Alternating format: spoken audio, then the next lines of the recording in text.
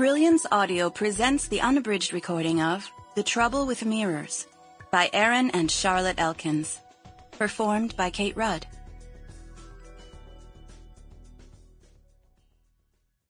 Chapter 1. Good afternoon. I am speaking with Miss London. Yes, this is Alix London. This is not a bad time? I am not inconveniencing you? No, I was just trying... No. She was just trying to come up with some way of cramming one more pair of shoes into the carry-on bag that lay open on her bed, and thus avoid the necessity of checking luggage on her flight to what Seattleites called the other Washington. But both sides of the carry-on were already heaped so high that closing it, even now, assuming that was possible, was going to risk springing the zipper. Packing for this particular D.C. trip had been trickier than usual, because it was a mix of business and pleasure. The business part was a consulting assignment with the FBI's art squad, which desired her counsel on whether a painting being held by customs was a 20th century copy based on an early 17th century Rubens, as its owner had declared when trying to get it into the country from Belgium, or was instead the genuine article.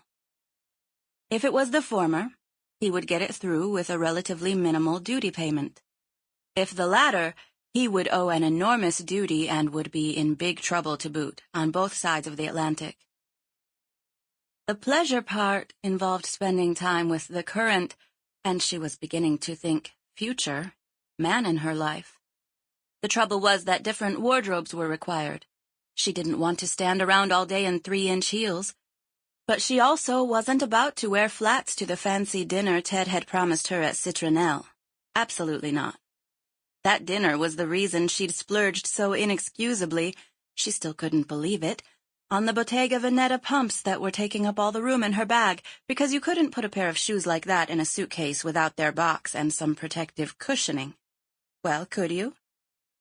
It was looking more and more as if the carry-on just wasn't going to do the job, and she'd have to lug the big suitcase instead, and it had made her cross.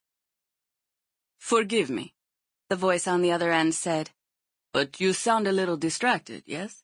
Perhaps another time it would be better? If that is the case. No, this is fine. It wasn't the grumpiness that had made her more curt than usual. She'd heard only a handful of sentences from whoever this was, but already she didn't like him. It wasn't his words per se that got under her skin, it was that he was too smooth for her, too self-assured, his cultured... Sample complete. Ready to continue?